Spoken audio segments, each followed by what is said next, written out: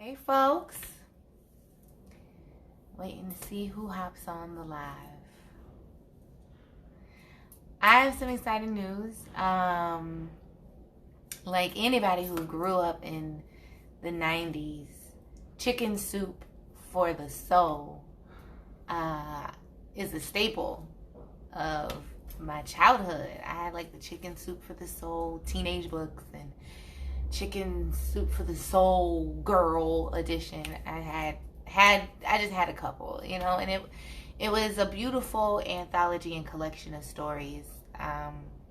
And the brand, the book is near and dear to my heart. And so I was excited to see that Chicken Soup for the Soul is currently accepting some submissions for about 6 or 7 books, different topics. Like they have a book all dedicated only to cats. So if you like cats, write something about your cat, and then they have this Black woman one coming out, and they are currently accepting submissions for that. And I said, what the hell? I write. I'm a writer. That's what I do.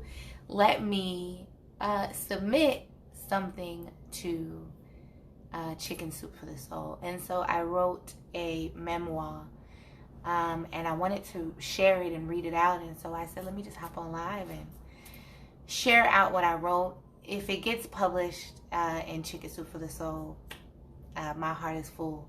If it doesn't get published, my heart is still full, because this particular memoir is in honor of my grandmother. 3 years ago today, we buried my grandmother. Her funeral was on the 17th of November, 2017. And it was, one of the most difficult things that I had to experience, but also a huge lesson on strength.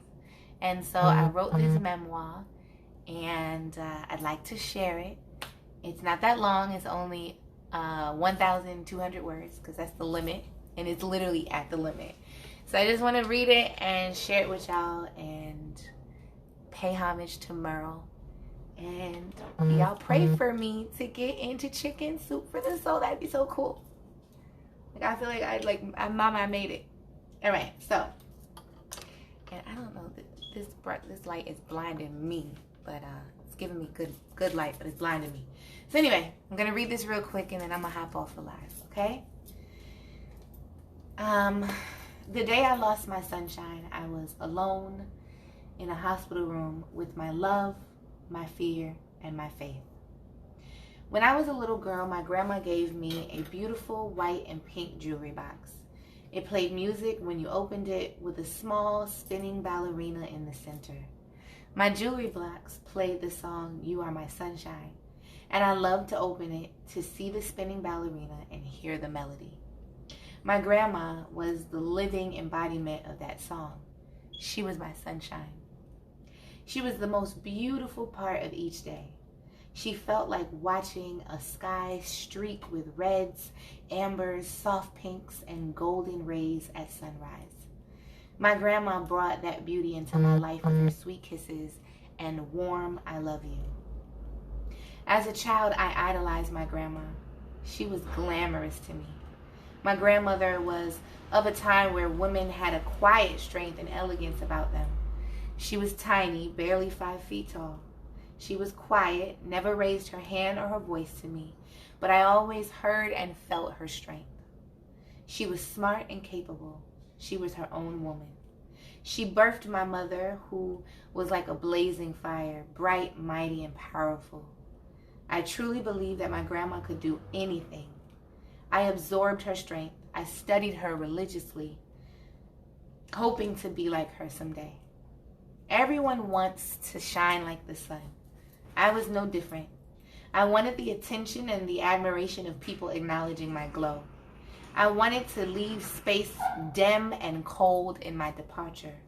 I wanted people to wait in great anticipation for my arrival. I wanted to be like Merle. Somebody's calling. My grandmother, the sun my world orbited around. Most of my life, I had never seen my grandmother sick. She was always healthy, and in the mind of a child, I believed she'd never die. In fact, that was part of my nightly prayers, like the song, that God would never take my sunshine away. I used to tell my grandmother all the time that if she died, it would kill me too. I believed I would not survive losing her, just as Earth could not survive without the sun. My grandma would always silence those childish fears with a kiss and a "oh, sweetheart." She knew that the day would come when she transitioned, but she never broke my heart by confirming it. The day came in November of 2017. I was deeply into my valley year, my year of difficult test, extreme loss, and total restoration. That year had significant challenges. I had turned 30 that May in the hospital after nearly dying from complications of being a diabetic. I ended a 7-year relationship, left broken and scarred by the trauma of loving the wrong man. I lost my apartment and had to reluctantly return home to live with my mother and grandma. I felt the lowest and weakest I had ever felt in my life. My only light was the time I spent with my grandma. Because of a lack of space, I had to share a bedroom with her. It was beautiful to cuddle up to her at night, listening to her stories and watching her rest. It was magical waking up next to her each morning, being the first to see her smile and hear her voice. I had an up-close and personal sunrise and sunset each day with Merle. I began to notice that my grandma was sick. She was smaller than her normal petiteness and weaker. Her sharp mind was more forgetful. Her strength had diminished. My grandma was 98 at the time, and parts of her body just didn't work correctly anymore. My grandma was slowly choking to death because her esophagus was so damaged that her food was going into her lungs instead of her stomach. Doctors told us our options were to either stop feeding her and she starves, feed her and she will choke, or have surgery and give her a feeding tube. I was crushed, confused, and afraid. I had never seen my sunshine so weak and helpless. I had never believed this moment would come. My family chose surgery, and the surgery was successful. I remember her opening her eyes and greeting me with the same gorgeous glow she always did. "Hello, sweetheart," she weakly whispered. I felt relieved and hopeful, but the next day, she suffered a heart attack and never recovered. She was placed on life support. She never regained consciousness, never spoke another word, and never again opened her eyes. My grandma stayed on life support for 2 weeks. I turned towards my mother for support because she was usually always strong. My mother was unable to be strong. This moment felt like the end of them both. My mother was my grandma's only child, and my mother was my grandmother's caregiver. My brother was states away, unable to support where he was. The only person there to be strong was me. I was terrified. The night her plug was pulled, I was there, alone with her. It didn't happen like in the movies, with the doctors dramatically pulling the plug and then the person flatlines. It took so long, medically, for so many reasons, for the doctor to come in to turn off her life support. At 2 a.m, her life support was turned off. I watched her anxiously, studying the monitors, held her hands and my breath, and prayed. I talked to her, telling her everything I felt I needed her to know.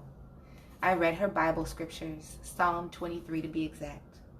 I sang to her countless love songs and Motown hits. I paced the floor and sat in every chair in the room. I waited while she breathed and rested. She never moved or woke up, but I knew she knew I was there. Just as the sun began to rise that morning, her breathing weakened. I called the nurse in to check, fearing the worst. The nurse told me with sweet empathy, "Not yet, but soon." As my grandma's breath shallowed, so did mine. I was so afraid and felt so alone in that moment, but I was also determined, wanting Merle to know she was not alone, that someone who loved her deeply was there until the very end. I didn't know where the strength came from. I had believed all my life that this moment would kill me, I now know the strength came from my love, my faith, and my sunshine. November 7th at 8:05 a.m., my grandmother took her final breath. The sun from her hospital window shined brightly on her face. She looked as beautiful as she always did and at peace. She was no longer in pain, and I knew God gladly welcomed her home. I cried. I told her how proud I was of her and how much I loved her. I kissed her, and then I left. I walked out into a world that instantly felt colder and dim. I walked out feeling like I lost my sunshine.